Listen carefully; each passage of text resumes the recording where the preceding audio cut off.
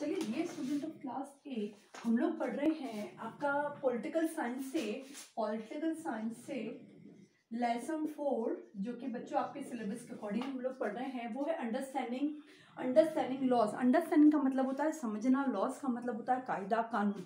हमारे देश में जो कायदा कानून है बच्चों, हम उसको किस प्रकार समझेंगे, क्या उसकी व्यवस्था है, कैसे लॉज, कैसे कायदे कानून नियम बनाए जाते हैं, वो इस चैप्टर के थ्रू हम पढ़ेंगे। तो first point is the need for laws. क्या जरूरत है देश में कायदे कानून को बनाए रखने की या देश में कायदे कानून बनाने की।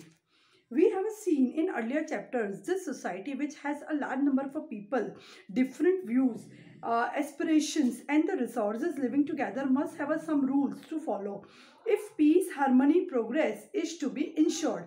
क्यों बनाने चाहिए हमें?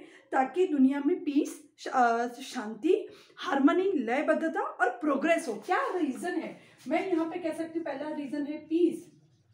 पहला रीजन है पीस होनी चाहिए, दुनिया में शांति होनी चाहिए। दुनिया में शांति बनाए रखने के लिए, हार्मनी बनाए रखने के लिए, ठीक है बच्चों, हार्मनी बनाए रखने के लिए। हार्मनी का मतलब होता है लयबद्धता, ठीक है, लयबद्धता बनाए रखने के लिए होनी चाहिए।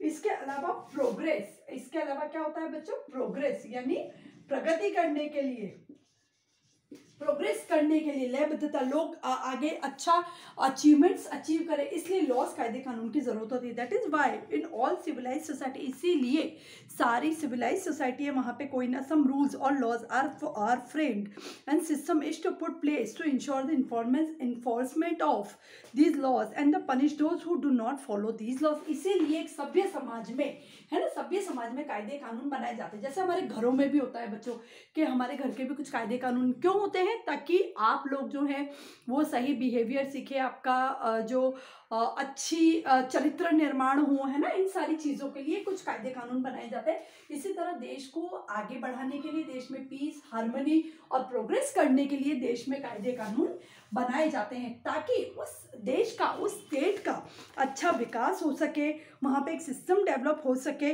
और लोग शांतिपूर्ण तरीके से रह सके। और ये भी देखा जाता है कि उन लॉज का इन्फोर्समेंट हो, यानी उन कायदे कानूनों को सिर्फ बनाया ही नहीं जाए, उनको लागू भी किया जाए, लोग उसको फॉलो भी करें, और जो उनको फॉलो नहीं करे उनको पनिशमेंट भी दी जाए। Once the society frames and implements these laws, they should be applicable to all the irrespective of caste, creed, economic and political status. अब जब ये कायदे कानून बन जाते हैं समाज में तो ये सबके लिए समान होता है। कायदे के लिए कहावत है कि लॉ के सामने सब बराबर हैं और लॉ सबके लिए बराबर है, ठीक है ना। Law is equal for all and in the terms of law or in the eyes of law all the people are equal, चाहे वो राजा हो चाहे वो रंग हो, सब कायदे के लिए समान होते हैं। अब रूल ऑफ लॉ क्या है बच्चों, वो पढ़ेंगे हम। What is rule of law? Rule of law in simplified terms, the rule of law is the principle that no one is above the law. क्या है rule of law? no one is, मैंने जैसा भी आपको बताया, no one is above the law, कायदे से, कानून से ऊपर कोई भी नहीं है, चाहे वो देश के प्रधानमंत्री हो, चाहे देश का गरीब से गरीब आदमी हो। Thus, rule of law is a provision made for the both our liabilities and orders. दो चीजें बताता है, अपनी लाइबिलिटीज भी बताता है, अपनी जिम्मेदारियां भी बताता है, लाइबिलिटीज बताता है, and order, the rule of law allows us to live with the respect. Rule of law में क्या कहता है? हमें सम्मान दिलाता है, समाज में रिस्पेक्ट से रहना, डिग्निटी, खुद की सेल्फ रिस्पेक्ट, विदाउट फियर और इनसिक्योरिटी। ये कहता है कि हमें कहीं भयभीत होने की जरूरत नहीं, कानून आपकी रक्षा में है, ठीक है, आप अपना जीवन निष्फिक्र होकर जिए। And makes all the citizens equal, और देश के सारे नागरिकों को इक्वल बनाता है। रूल ऑफ लॉ क्या बनाता है? इक्वल बनाता है, सबको समानता का अधिकार प्रदान करता है। रूल ऑफ लॉ इक्वल बनाता है all citizen. It enables us to organise our lifes, plans and our futures and resolve all disputes in a logical way. और जितने भी झगड़े टंटे जो भी होते हैं उसको लॉजिकल व्यू से, मतलब तार्किक व्यू से, सरकार कानून के जो अधिकारी उस पर सोचते हैं कि ऐसा हुआ तो क्यों हुआ, इसके पीछे कारण क्या था, क्या गुनाह करने वाला सही था, क्या गुनाह करने वाला गलत था, यदि गुनाह हुआ तो उसके पीछे के कारण क्या थे। तो ये सब चीजें जान के और फिर पनिशमेंट देने का काम लॉ करती है या लॉ करता है। Many instances about in human civilized history where struggle have been launched by the people to bring in a rule of law. बहुत सारी ऐसे समाज सोसाइटी है जहाँ पे ये कोशिश की गई, जहाँ पे स्ट्रगल किए गए, जहाँ पे संघर्ष किए गए कि समाज में कायदा कानून बनाया जा सके. तो the most significant implication of the rule of law is the stipulation that governmental authority is exercised legitimately, not arbitrarily. It should be done only in accordance with a written, publicly declared laws adopted and enforced in the line with the established and the accepted procedures. The principle is meant to be a safeguard against the willful and the arbitrary governance. Hence, the rule of law does not favor either anarchy और dictatorship. Rule of law सबके लिए समान है बच्चों, ये चीज याद रखिए. No one is above the law. Rule of law है वो सबके लिए समान है, चाहे कितने से बड़ा व्यक्ति क्यों ना हो, कोई एरिस्टोक्रेट व्यक्ति क्यों ना हो या गरीब से गरीब आदमी क्यों ना हो, रूल ऑफ लॉ सबके लिए समान है. बस कुल मिला के ये लाइन ये कहना चाहती है. And it can not exist effectively without a transparent judicial system. और ये बना तो लिया लेकिन इसको चलाने के लिए transparent judicial system should be there. Transparent का मतलब होता है पारदर्शी. ऐसा जुडिशियल सिस्टम का मतलब होता है न्यायिक व्यवस्था होनी चाहिए, कि ऐसे न्यायिक व्यवस्था होनी चाहिए, ऐसे पुलिस के अधिकारी होने चाहिए, ऐसे जज होने चाहिए, ऐसे वकील होने चाहिए, ताकि जो भी वो न्याय दे वो बहुत ट्रांसपेरेंट हो. ट्रांसपेरेंट का मतलब पारदर्शी हो, यानी उसकी वास्तविकता देखी जाए, है ना. कहीं गलत को सपोर्ट ना करे, कहीं गुनेगारों को सपोर्ट ना करे, कहीं जो क्राइम है उसको हाइड करने की कोशिश ना करे. मान लीजिए कोई पैसे वाला है, उसने क्राइम किया और वो फिर अपने पैसे के जोर पे इस क्राइम को यदि दबाना चाहे तो, लेकिन जुडिशियल सिस्टम ऐसा होना चाहिए जो कि वास्तविक जो न्याय है वो प्रदान करे. ये था बच्चों is a rule of law really implemented in a modern societies house. अब यहाँ पे बच्चों हमने दो चीजें पढ़ी, the need for laws and rule of laws. आगे हम लोग पढ़ रहे हैं बच्चों laws, their evolution in India. पहले तो समझना है लॉज यानी कायदे, and their evolution in India. Evolution का मतलब क्या होता है? क्रांति. इवोल्यूशन का मतलब होता है क्रांति, बदलाव लाना इज इवोल्यूशन, है ना, चेंज लाना. वो in early phases of human civilization laws were mostly arbitrary and largely unwritten. ठीक है, पहले के जमाने में क्या होता था, जो भी कायदे कानून है ना बच्चों, आर्बिट्रेटरी का मतलब मुंह से बोले गए थे, है ना, अनरिटन थे, उसका कोई सबूत नहीं था कि ऐसा कायदा बना है. Local community needs, religious believes and the customs were the basis on which laws were formed. क्या होता था, लोकल कम्युनिटी, जो लोग थे उन लोगों के बीच में कायदे कैसे बनते थे? धर्म को लेके कायदे बनते थे, है ना. ये ऊंची जात का, ये नीची जात का, ये मंदिर में नहीं जा सकता, ये सब चीजें थी. धर्म को लेके या बिलीफ, लोगों की मान्यताओं को लेके कायदे कानून बनाए जाते थे. Were frame and these differed for groups within the society. और ये अलग अलग धर्म के लोगों के लिए अलग अलग कायदे थे, अलग अलग जाति के लोगों के लिए अलग अलग कायदे थे, और सोसाइटी में बहुत सारे अलग अलग जितने अलग अलग जाति के लोग थे, जितने अलग अलग कायदा कानून था. The code for application of the law and the determination of punishment for the similar crime or offense varied from case to case and no uniformity existed in the application of laws. अब क्या था, अलग अलग जाति के लोग थे, कायदा भले गुनाह भले सेम हो सब में. मान लो कोई ब्राह्मण जाति का या कोई शेड्यूल कास्ट का, मान लीजिए ब्राह्मण जाति का कोई इंसान है और वो किसी जानवर को आहत करता है या किसी व्यक्ति को आहत करता है तो उसको छोड़ दिया जाता है या उसको कम सजा दी जाती है. यही मान लीजिए कोई शेड्यूल कास्ट का व्यक्ति है, उसकी सोसाइटी में, उसकी कम्युनिटी में लॉ बनाया कि तूने यदि इसको हाथ लगा दिया, तूने इसको मारा तो उसके मान लीजिए मृत्यु की सजा दी जाए या उसको जाति से बाहर निकाल दिया जाए. तो सब जो सजा थी वो भी अलग अलग थी, डिसीजंस थे वो भी अलग अलग थे. जिस प्रकार से अलग अलग जाति के लोगों ने अलग अलग लॉज बना रखे थे. Personal, political and the economic aspects influence the enforcement of law. क्या था? पर्सनल, यदि कोई बड़ा व्यक्ति है तो उसके लिए कायदा कानून अलग है ना. कोई पैसे वाला व्यक्ति है तो उसके लिए कायदा कानून अलग है. पॉलिटिकल, कोई राजनीतिक व्यक्ति है, कोई राजा के दरबार में काम करता है या राजा का कोई चहिता है या सरपंच का कोई चहिता है तो उसके लिए लॉ कायदे अलग है. एंड द इकोनॉमिक एस्पेक्ट्स, यानी कोई गरीब है तो उसके लिए कायदा अलग है, कोई पैसे वाला है तो उसके लिए कायदा अलग है. Influence the enforcement of law, thus the rendering them unrealistic and the impractical. इसीलिए उन कायदे कानून को चलाना, उनको आगे बढ़ाना बिल्कुल इम्प्रैक्टिकल था, बिल्कुल सही नहीं था, अनरियलिस्टिक था.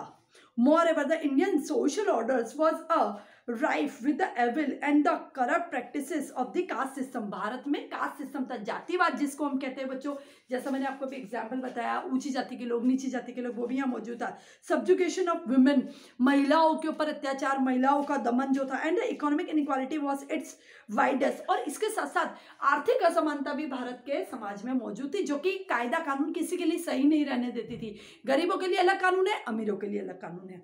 This prevented the fair education of laws, as in most cases the upper and the influential classes were favored. अधिकतर केसेस में क्या होता था, जो ऊपर के वर्ग के लोग हैं, उच्च वर्ग के लोग हैं वो, या जो पैसे वाले लोग हैं, उनकी फेवर की जाती थी. उनके जो लॉ, उनके खिलाफ कभी कोई एक्शन नहीं लिया जाता था और उनकी सजा, उनकी गलतियों को माफ कर दिया जाता था. ठीक है बच्चों.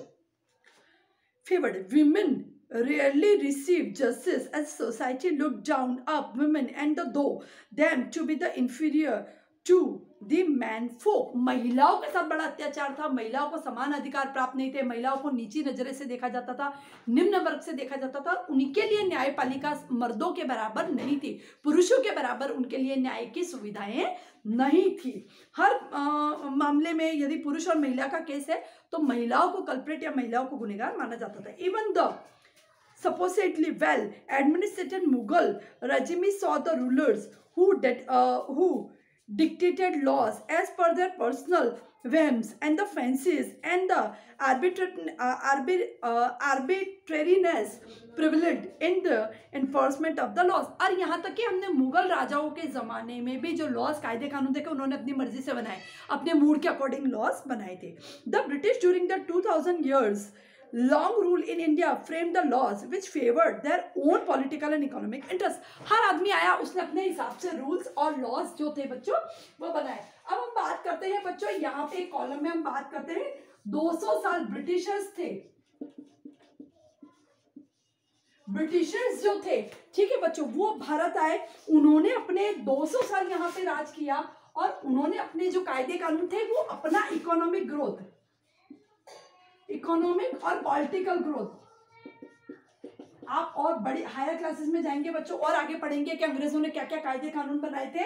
इकोनॉमिक और पॉलिटिकल ग्रोथ यानी खुद का राजकीय फायदा और आर्थिक फायदे को देख के उन्होंने लॉस बनाए थे और खुद के फेवर में, इकोनॉमिक इंटरेस्ट में. They employed the principles of divide and rule. उन्होंने एक रूल बनाया था कि divide and rule. Divide and rule का मतलब होता है बच्चों कि लोगों के अंदर फूट डालो और राज करो. ये उन्होंने रूल जो था वो बनाया था. To impose their supremacy over the Indian people, laws like the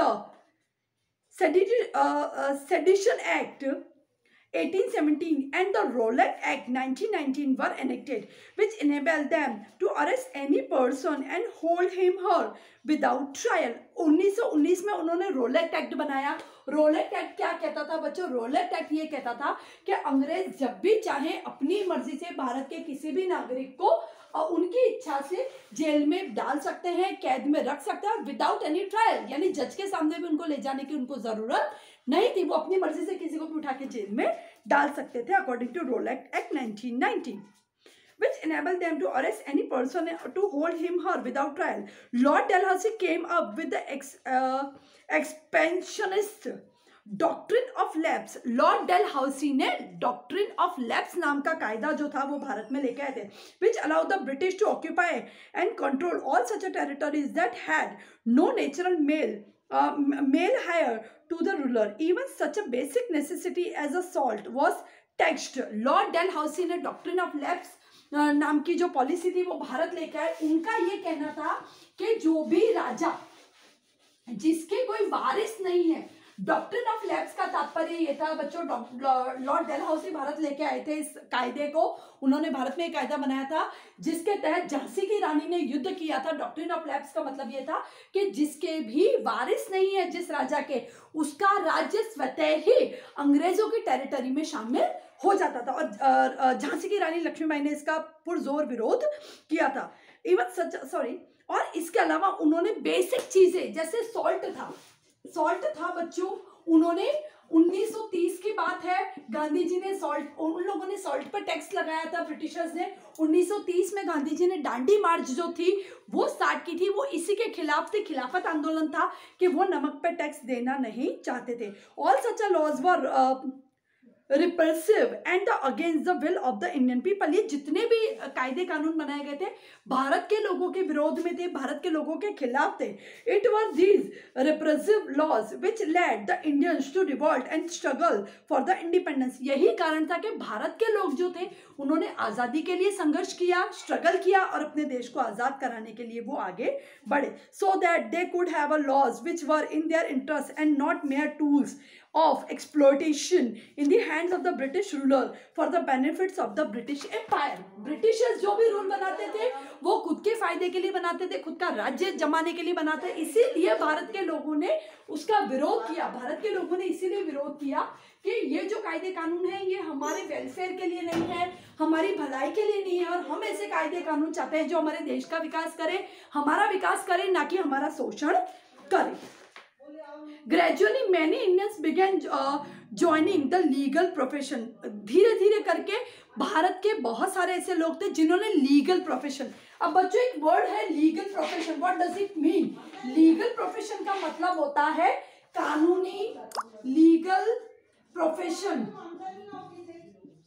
legal profession का मतलब होता है कानूनी, कानूनी व्यवसाय कह सकते हैं आप, कानूनी व्यवसाय कह सकते हैं। प्रोफेशन का मतलब होता है कानून की फील्ड में पढ़ाई करना, जैसे कि एडवोकेट बनना, वकील बनना, जज बनना, ये सब उन्होंने धीरे धीरे करके इसी प्रोफेशन में वो आगे बढ़े। Some of which rose to the ranks of जज and began the defend the legal rights of the Indian people. इसमें से कुछ ऐसे लोग थे जो मजिस्ट्रेट बने, जज बने, और जिन्होंने अंग्रेजों के खिलाफ, उनके कानूनों के खिलाफ आवाज उठाई। Thus, with the rise of Indian nationalism, nationalist leaders and the legal professionals, the legal system in the India evolved। और इस तरह से भारत का जो लीगल सिस्टम था, कानूनी जो सिस्टम था, ठीक है बच्चों, उसमें धीरे धीरे करके इवोल्यूशन आए, चेंजेस आने लगे जब भारत के लोगों को न्याय की वास्तविक पहचान होने लगी।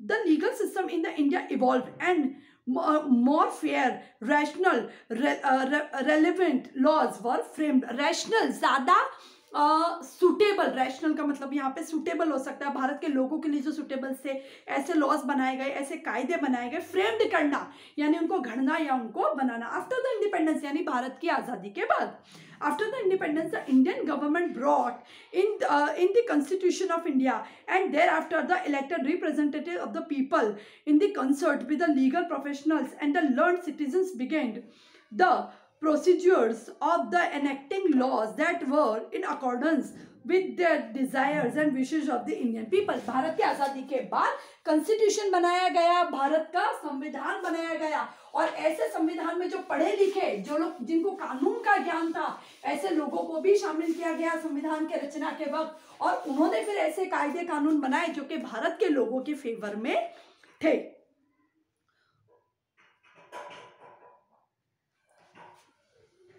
In doing so, various culture, communal and social aspects were taken into account। अब जब कायदा बना रहे थे तो क्या क्या चीजों को ध्यान में लिया गया? वेरियस कल्चर,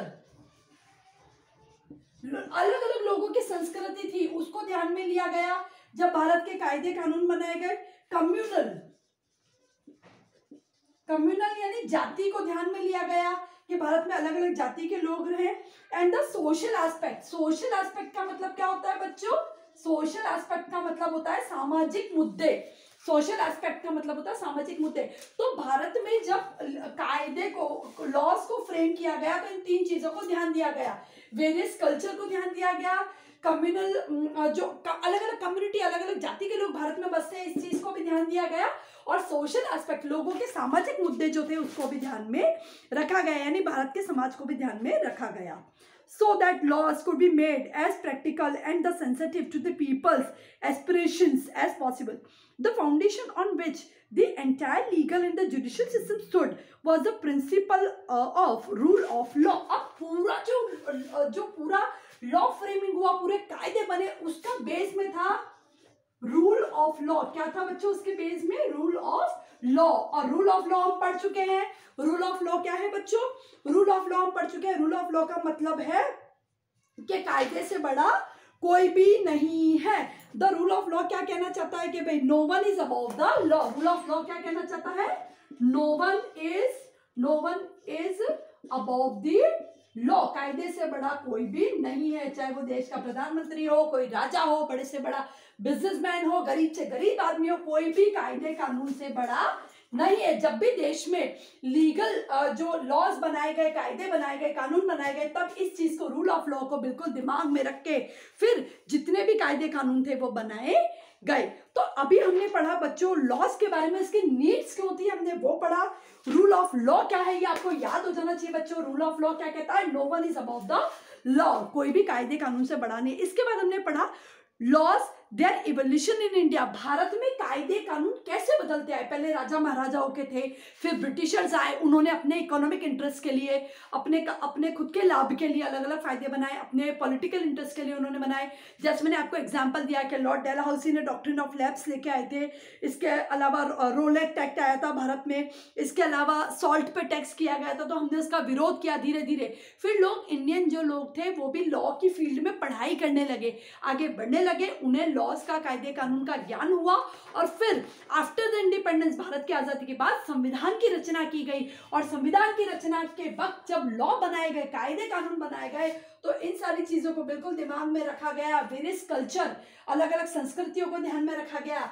कम्युनल एस्पेक्ट, यानी अलग अलग जाति के लोग भारत में बसते हैं, ये भी ध्यान दिया गया। सोशल एस्पेक्ट, भारत की सामाजिक स्थिति, उसको भी ध्यान में दिया गया। और रूल ऑफ लॉ, इसको ध्यान में रखकर भारत में अलग अलग कायदे कानून जो थे वो बनाए गए। मेकिंग न्यू लॉज, नए कायदे कानून कैसे बनाए जाते हैं। इसके अलावा आपको RIT जो है, सॉरी, राइट टू इंफॉर्मेशन जो है, जो 2005 में एनेक्टेड हुआ और बाद में कंटिन्यूस कब हुआ, ये हम आगे पढ़ेंगे बच्चों। आई होप आपको ये चैप्टर बहुत अच्छे से समझ में आ रहा है। अंडरस्टैंडिंग लॉस बच्चों, ये बहुत जरूरी है आपके समझने के लिए। ये हमारे जो रोजमर्रा का जो जीवन है उससे जुड़ी हुई सारी बातें हैं कि लॉस कैसे बनाए जाते हैं। जैसे हम लोग जानते हैं बच्चों, ट्रैफिक के लिए लॉस बनते हैं, आप लोगों का जिनसे सामना होता है उन लॉस की बात कर रही हूँ। ट्रैफिक के लिए रूल्स बनते हैं, वो कैसे बनते हैं, कौन उनको बनाता है, क्या उनका इंपॉर्टेंस रहता है, उनको ब्रेक करने पे क्या क्या चीजें होती हैं, हम ये सब भी इस चैप्टर में पढ़ेंगे। So I hope you all understand this chapter very well. Thank you very much. आप इसको रिवाइज भी कीजिएगा बच्चों। Thank you.